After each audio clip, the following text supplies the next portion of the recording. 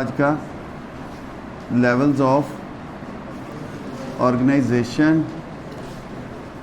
Of living organism.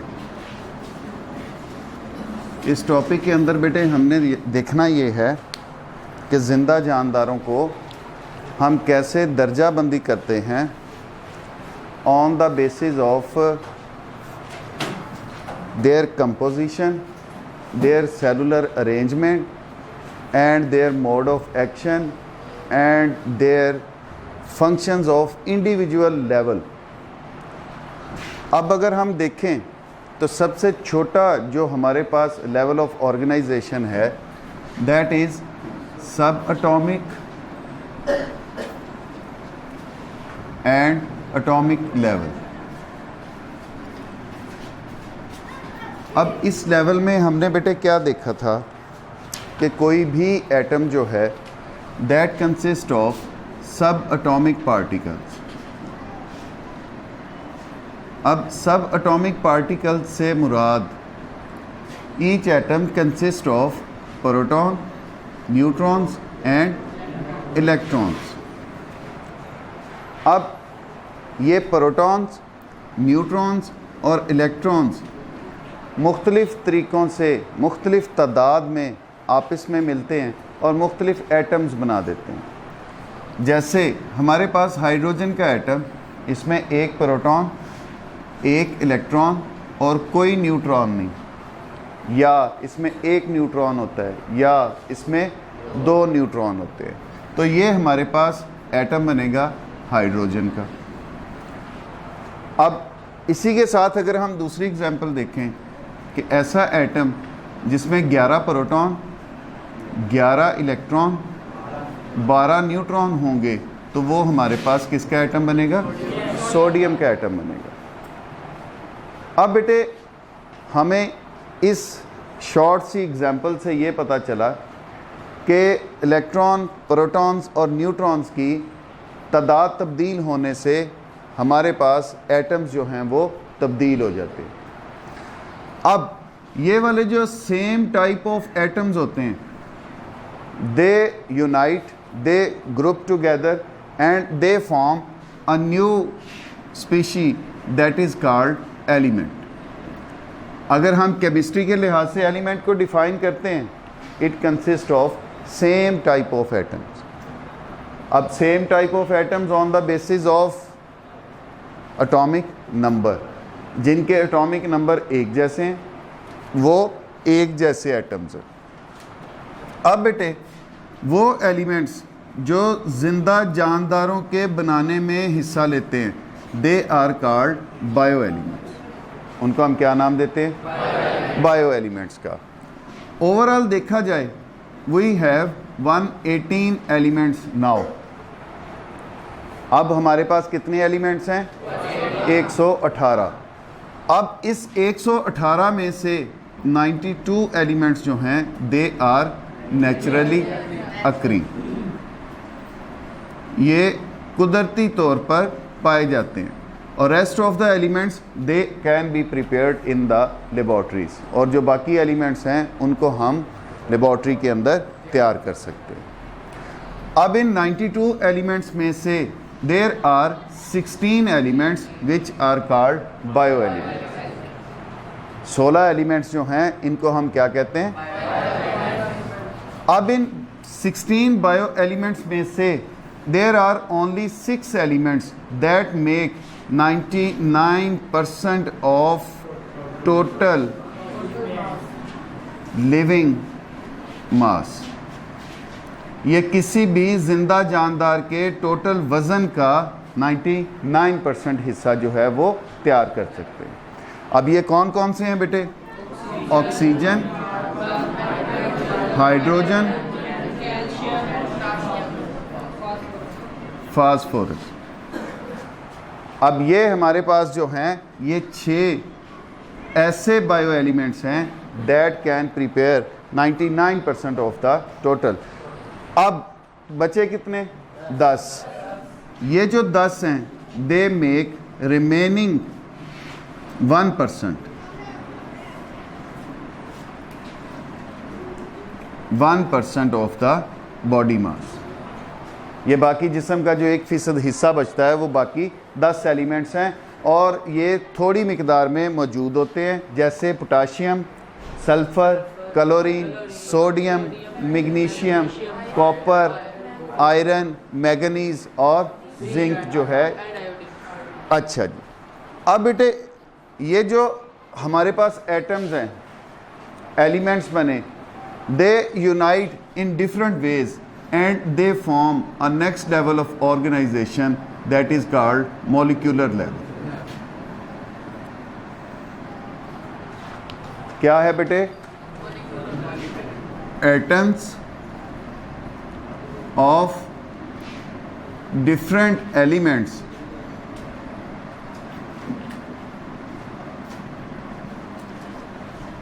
combine and form molecules। ये आपस में केमिकली मिलते हैं और हमने कंपाउंड की डेफिनेशन पढ़ी थी कि in a fix ratio by mass. तो ये नई शय बनाते हैं जिनको हम मॉलिक्यूल्स का नाम देते हैं। अब बेटे ये इनका मिलना बाय आयनिक बॉन्ड भी हो सकता है और कोवलेंट लिंकेज भी हो सकता है। अब इस तरह से इन्होंने मिलकर एक बड़ी शय बनानी है जिसको हमने मॉलिक्यूल का नाम दे दिया। जैसे फॉर एग्जांपल हाइड्रोजन के 2 एटम ऑक्सीजन के 1 एटम के साथ मिल गए, H2O बन गया। हमारे पास इसी तरह C6H12O6 ग्लूकोज का मॉलिक्यूल बन गया। इसी तरह हमारे पास स्टार्च, ये ग्लूकोज के मॉलिक्यूल आपस में जुड़ के बड़ा मॉलिक्यूल बना देते हैं जिसको हम स्टार्च का नाम देते हैं। इसी तरह हमारे पास प्रोटीन्स बन जाएंगी, हमारे पास लिपिड्स बन जाएंगे। दूसरी तरफ अगर हम आए तो हमारे पास ionic compounds, for example NaCl mineral के तौर पर हमारी बॉडी का हिस्सा है। कैल्शियम के phosphates CaPO4 thrice, calcium phosphate, ये हमारे स्ट्रक्चरल कंपोनेंट का हिस्सा है। अब ये वाले जो मॉलिक्यूल्स हैं that form the body of living organisms, they are called biomolecules. इनको क्या नाम देंगे बेटे हम? Biomolecules. They form the body of living organisms या the molecules that are present inside the living organisms, they are called biomolecules. अब biomolecules 2 categories में divide होते हैं, हैविंग लोअर और स्मॉलर मॉलिक्यूलर मासेस।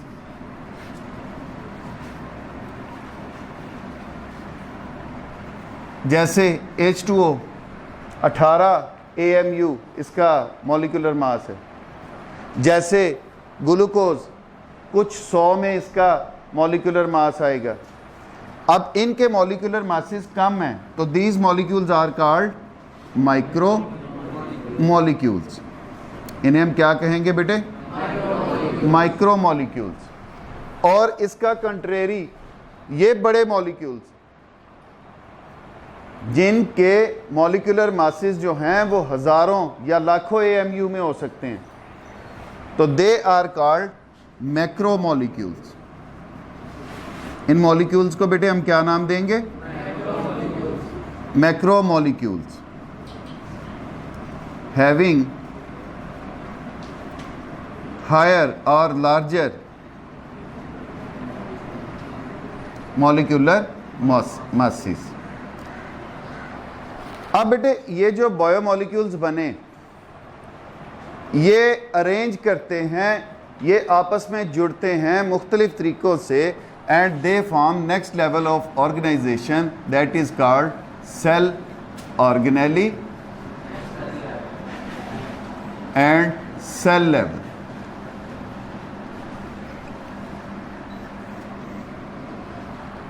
मतलब क्या बेटे, प्रोटीन्स,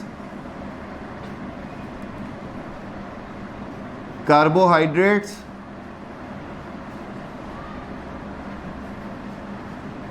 लिपिड्स,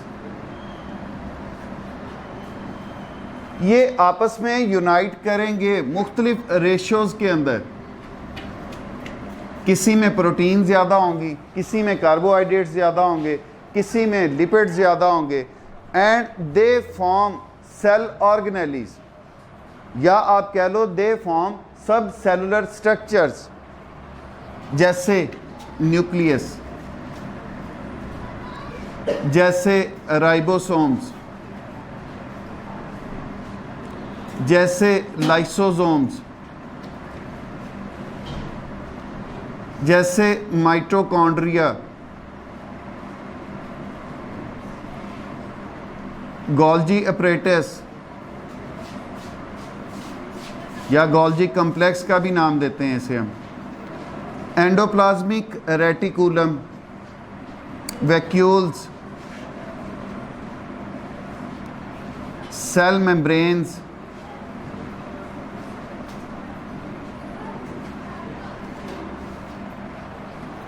अब बेटे ये हमारे पास सेल ऑर्गेनेलीज हैं। एक और for comparative study, that is plastids. अब ये सारी चीज़ें आपस में मिलती हैं और एक नया सेल बना देती हैं। अब बेटे ये जितनी भी ऑर्गेनेलीज हम पढ़ रहे हैं, they perform different functions. For example nucleus, that acts as storehouse of genetic informations and transmit them to the next generation। नए सेल जो पैदा होंगे उनके अंदर अपनी इंफॉर्मेशंस जो हैं वो ट्रांसफ़र करेगा। Ribosomes, they are involved in the protein synthesis. Lysosome, they takes place in the digestion of materials within the cell। Mitochondria, that acts as powerhouse of the cell, it provides energy। Golgi apparatus, they are involved in the transport of materials from one place of the cell to the other or out of the cell।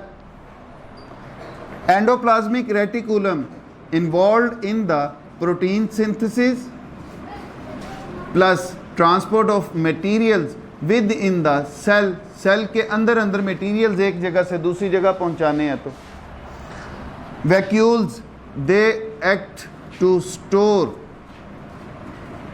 Various chemicals, various digestion products, various waste products inside the cell.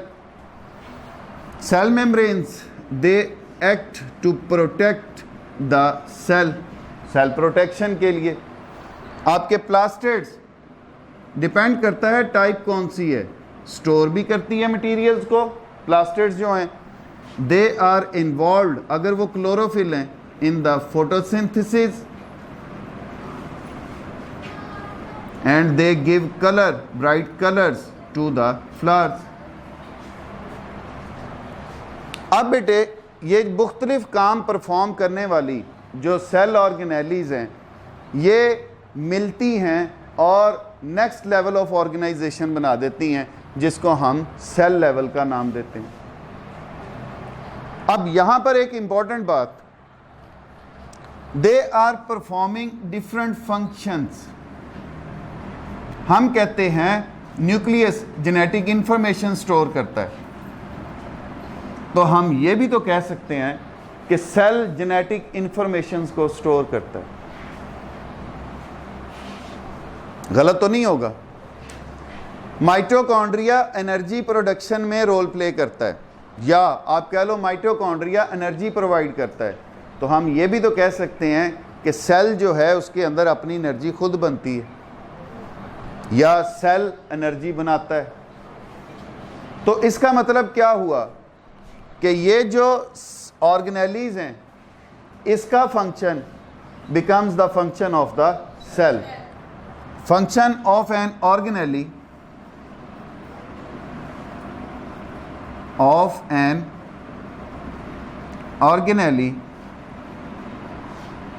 becomes the function of cell. कि जो organelle का function है वो किसका function बन जाता है? Cell का फंक्शन बन जाता है। एक बात। दूसरी जरूरी बात, द नंबर ऑफ ऑर्गेनेलीज या प्रेजेंस और absence of organelle depend upon a type of cell.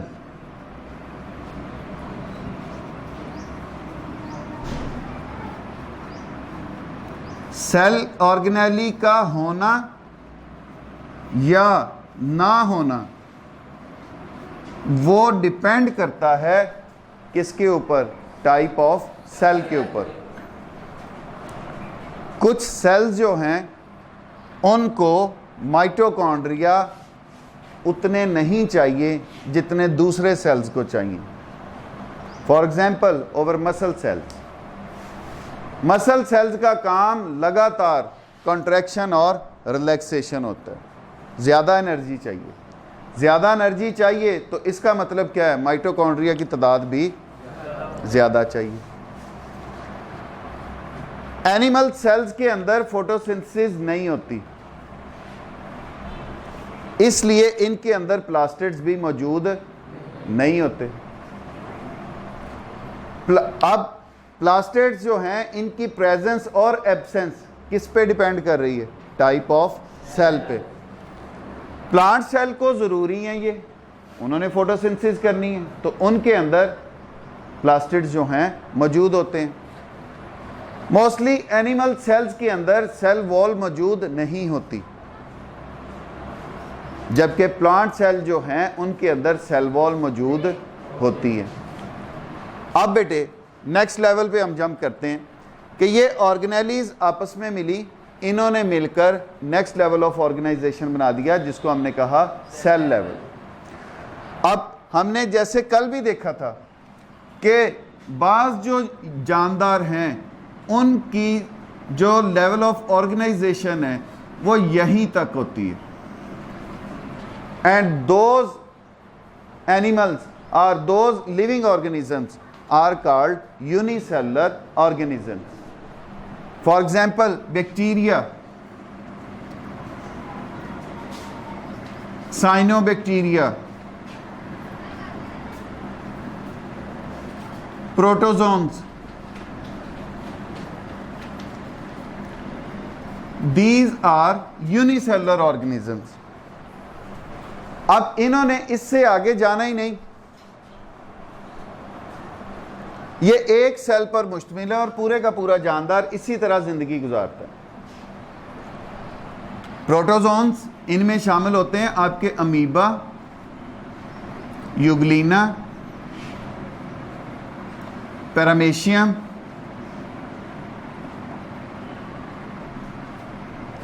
these are called protozoans and they are found in the pond water.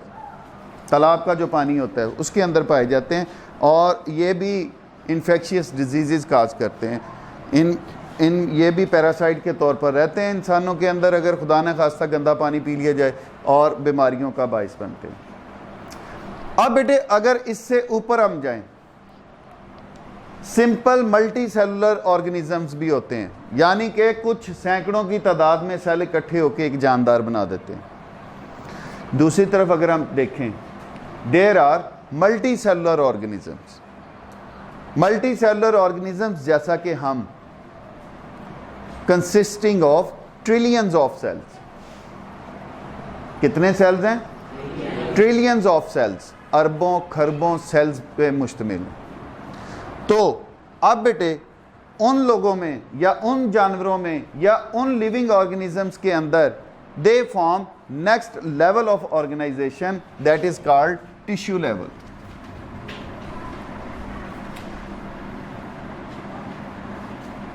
What does mean by tissue level? एक तरह का काम perform करने वाले sales आपस में इकट्ठे होते हैं, एक ग्रुप बनाते हैं, वो ग्रुप जो है वो टिश्यू कहलाता है। How can we define tissue? A group of similar cells that perform similar functions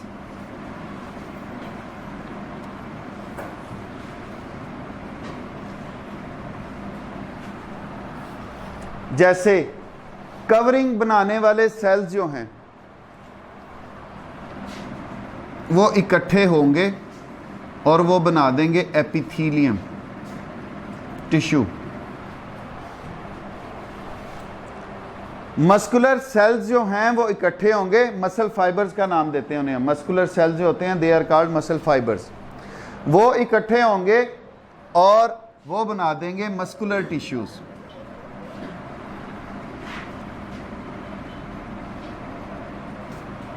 वो क्या बना देंगे? रतूबतें पैदा करने वाले, सिक्रीशंस पैदा करने वाले सेल्स आपस में इकट्ठे होंगे and they will form glandular tissues.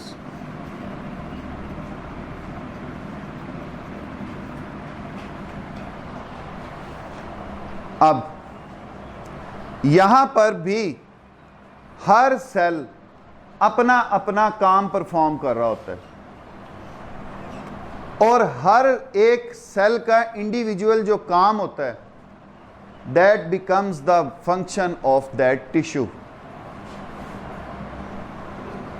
हम कहें कि ग्लैंडुलर सेल्स जो हैं रतूबतें खारिज करते हैं, तो साथ ही हम ये भी तो कह सकते हैं ना कि ग्लैंडुलर टिश्यू रतूबतें खारिज करता है। काम किसका था? एक सेल का। काम किसका बन गया? वो टिश्यू का। यहां पे मैं एक बात एडअप करूंगा। न्यूक्लियस क्या काम कर रहा है? स्टोर हाउस है। राइबोसोम क्या कर रहे हैं? प्रोटीन की तैयारी। लाइसोसोम क्या कर रहे हैं? इसका मतलब क्या है? हर ऑर्गेनेली अपना मुख्तलिफ काम सरअंजाम दे रही है। तो इसका मतलब क्या हुआ? सेल के अंदर जो ऑर्गेनेलीज मौजूद हैं they have division of labour, उनमें काम की तकसीम मौजूद है। क्या है बेटे? उनके अंदर काम की तकसीम मौजूद है। यहां से इस लेवल से आगाज होता है डिवीजन ऑफ लेबर का। अच्छा जी, अब इसी को कंटिन्यू करते हैं। आपके मुख्तलिफ सेल्स जो काम एक जैसा कर रहे थे वो इकट्ठे होते हैं और उन्होंने टिश्यूज बना दिए, और हर सेल का जो काम था that becomes the function of that tissue. वो उस टिश्यू का फंक्शन बन गया। अब हमारे पास मुख्तलिफ तरह के टिश्यूज जो हैं वो इकट्ठे हो गए। अब ये मुख्तलिफ तरह के टिश्यूज जो हैं इकट्ठे होके they form next level of organization that is called organ and organ system level.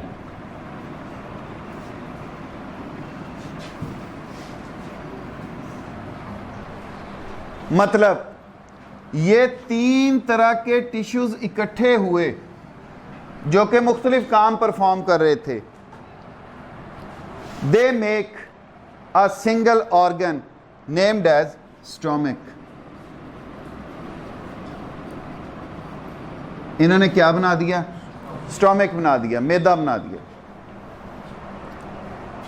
अब ये जो स्टोमक है हमारा, इसके अंदर कवरिंग भी मौजूद है, अंदर वाली दीवार भी और बाहर वाली दीवार भी। ये मसल्स पर भी मुश्तमिल है, स्मूथ मसल्स पर, जो कि बार बार कॉन्ट्रैक्शन और रिलैक्सेशन करता है, जिससे खुराक की पार्टिकल्स जो हैं मज़ीद छोटे टुकड़ों में तकसीम होते हैं। इस अमल को हम कहते हैं ग्राइंडिंग। ग्लैंडुलर टिश्यूज भी इसके अंदर मौजूद हैं जो कि इसके अंदर पेप्सिन भी पैदा कर रहे हैं, जो कि इसके अंदर HCl भी पैदा कर रहे हैं, रतूबतें खारिज कर रहे हैं ना, that take part in the digestion of food present in the stomach. अब इन्होंने टिश्यूज ने आपस में मिले and they form an organ.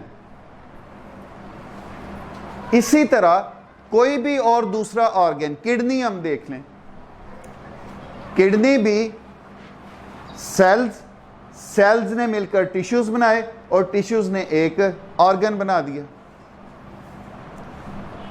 अब बेटे इस स्टोमक का काम ग्राइंडिंग ऑफ फूड है और partial digestion of the food है, उसको मजीद छोटे टुकड़ों में तकसीम करना है, इसका फंक्शन और है।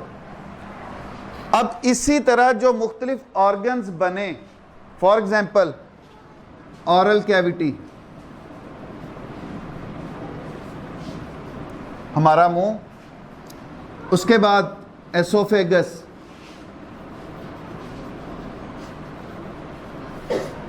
फेरेंक्स के बाद एसोफेगस, एसोफेगस के बाद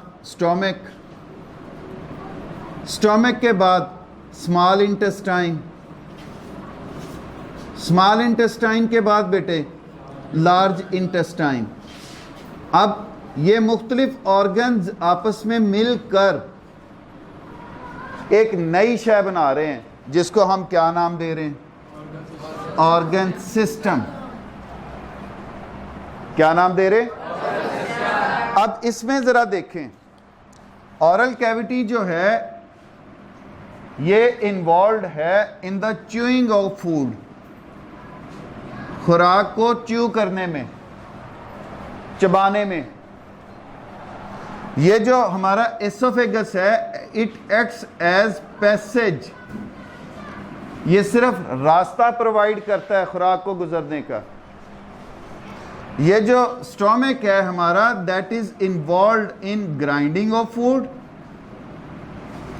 and in digestion of proteins, partial digestion of proteins actually. Small intestine जो है that is involve in the digestion, and जो हमारी स्मॉल इंटेस्टाइन का आखिरी हिस्सा और लार्ज इंटेस्टाइन जो है, they are involve in the absorption of food and water. अब इसमें देखो, एक ऑर्गन सिस्टम लेवल में हर ऑर्गन जो है वो मुख्तलिफ काम सर अंजाम दे रहे हैं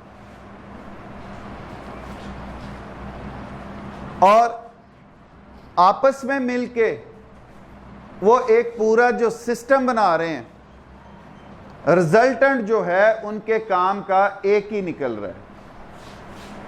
क्या है? Grinding, digestion, absorption and assimilation. खुराक खाई, हजम की, जिस्म का हिस्सा बनाया, जो फालतू थी उसको वेस्ट मटेरियल के तौर पर बाहर खारिज कर दिया।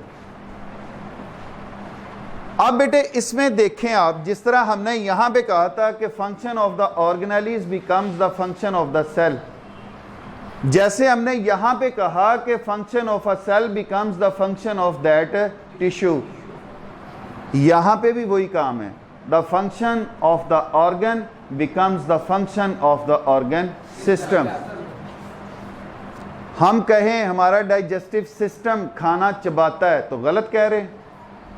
हम कहें हमारा डाइजेस्टिव सिस्टम जो है वो प्रोटीन्स की डाइजेशन में इन्वॉल्व है, गलत कह रहे हैं। हम कहें हमारा डाइजेस्टिव सिस्टम जो है वो खुराक की एब्जॉर्प्शन के लिए रिस्पॉन्सिबल है, हम गलत कह रहे हैं। ये काम सारे कर रहे हैं ना।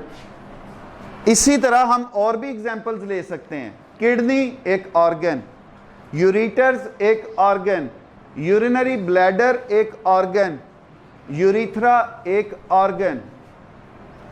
जब ये सारे एक मकसद के लिए इकट्ठे होते हैं तो एक नेक्स्ट लेवल ऑफ ऑर्गेनाइजेशन बनाते हैं जिसको हम क्या नाम दे देते हैं?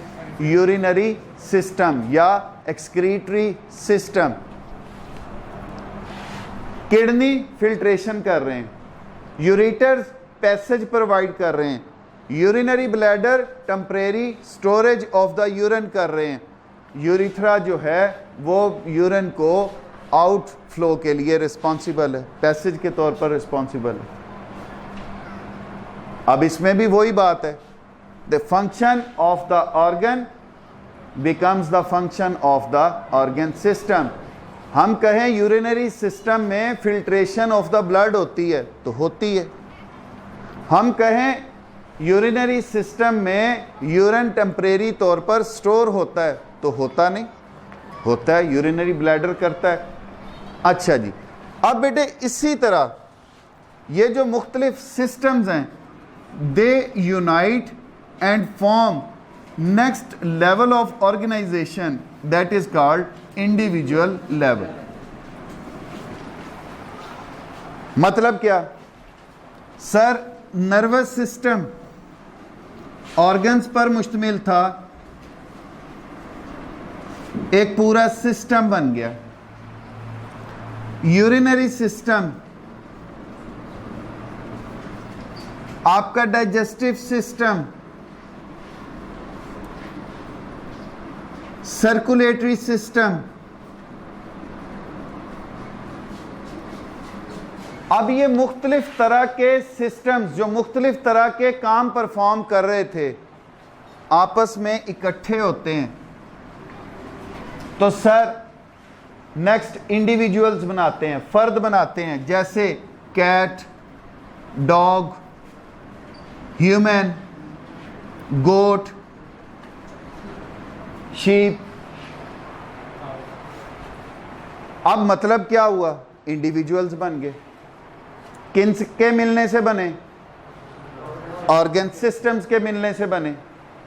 पौधों की एग्जांपल ले लें, आपके वेस्कुलर बंडल्स मतलब जाइलम और फ्लोएम और उनके स्पोर्टिव सेल्स और साथ उनके मीजोफिल सेल्स वो इकट्ठे होते हैं और एक पौधा बना देते हैं, मतलब एक नेक्स्ट इंडिविजुअल बना देते हैं। अब इनके फंक्शन अलग-अलग हैं, वही बात आएगी। इसका काम सोच विचार और कोऑर्डिनेशन कायम करना। यूरिनरी सिस्टम का काम वेस्ट मटेरियल्स को बॉडी से फिल्टर आउट करना। डाइजेस्टिव सिस्टम का काम मटेरियल्स को यूजेबल मटेरियल्स में तब्दील करना और एक्स्ट्रा को खारिज करना।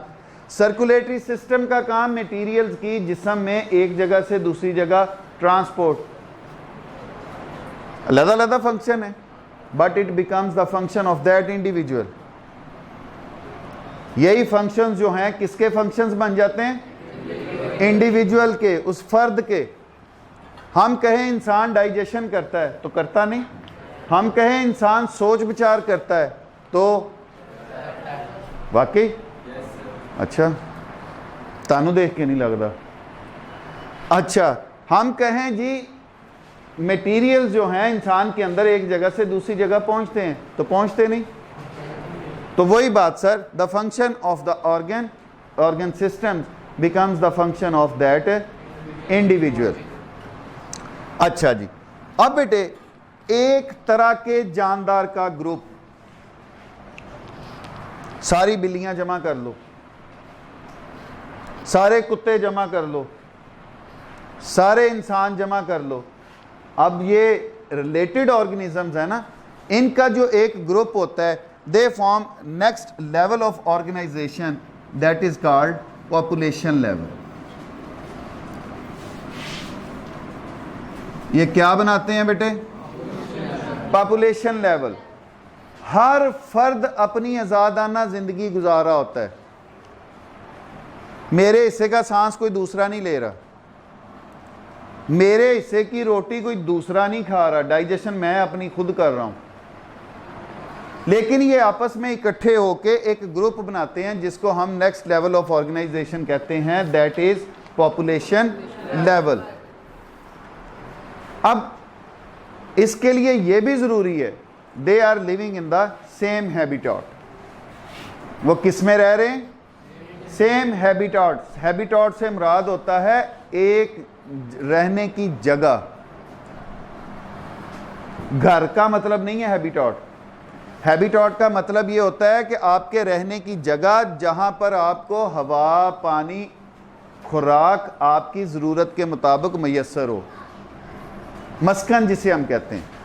ठीक हो गया। हैबिटेट को उर्दू में अगर सही आप ट्रांसलेट करो तो मस्कन। अच्छा जी, for example human population in the Pakistan in 2010 comprises of 173.5 million individuals according to the Ministry of Population Welfare Government of Pakistan। 2010 में कितनी थी? ऑलमोस्ट 17.5 करोड़। और अब जो है वो अब की जो आपकी हुई है मरदमशुमारी, उसके मुताबिक मेरा ख्याल 23 या 24 करोड़। अब ये ह्यूमन पॉपुलेशन काउंट हुई है पाकिस्तान की। इसी तरह आप जिस जगह पे रह रहे हो वहाँ पे दरख्तों की पॉपुलेशन भी हो सकती है, वहाँ पे आपके जानवर जो मौजूद हैं उनकी पॉपुलेशंस भी आप काउंट कर सकते हो। ठीक हो गया। तो पॉपुलेशन से मुराद सिर्फ यही नहीं होता इंसानी आबादी या इंसानी लोगों का ग्रुप, नहीं, उसमें जिंदा जानदारों के तमाम ग्रुप्स की पॉपुलेशंस जो हैं उनको काउंट किया जा सकता है। अब different populations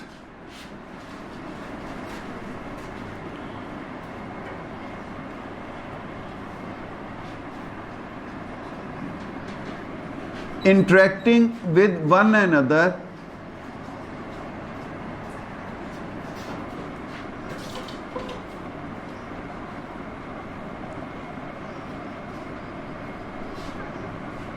living in the same environment।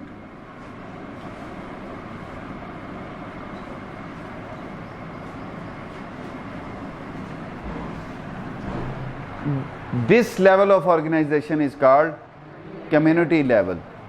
अगर बेटे आम जुबान में हम देखें, कम्युनिटी मीन्स मुआशरा। मुआशरा किन से बनता है?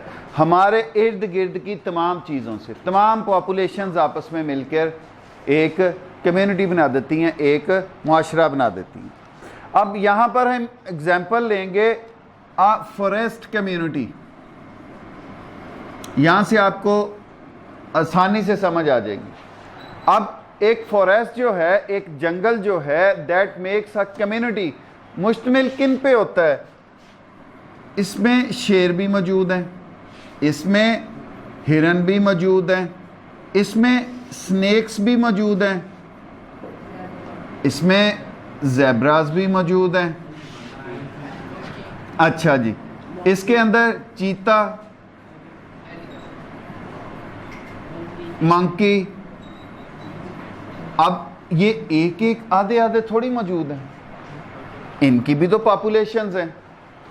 फिर साथ आपके ट्रीज, साथ आपकी ग्रासेस और साथ आपकी हर्ब्स। अब ये भी कौन सा एक एक मौजूद है, ये भी अपनी ग्रुप्स के अंदर मौजूद हैं, डिफरेंट नंबर्स हैं इनके। अब इनके लिए एनवायरनमेंट क्या है? एक ही नहीं है, उसी एक जंगल के अंदर नहीं सारे रह रहे। ठीक हो गया। तो इन्होंने मिलकर एक कम्युनिटी जो है वो बना दी। अब इस तरह की न जाने कितनी कम्युनिटीज जो हैं वो इस कुराए अर्ज पर मौजूद हैं, और वो सारी की सारी मिलकर एक नेक्स्ट लेवल ऑफ ऑर्गेनाइजेशन बनाती हैं, जिनको हम बायोस्फीयर लेवल का नाम देते हैं। Part of earth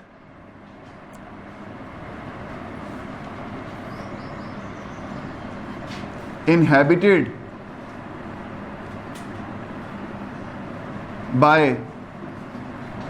living organisms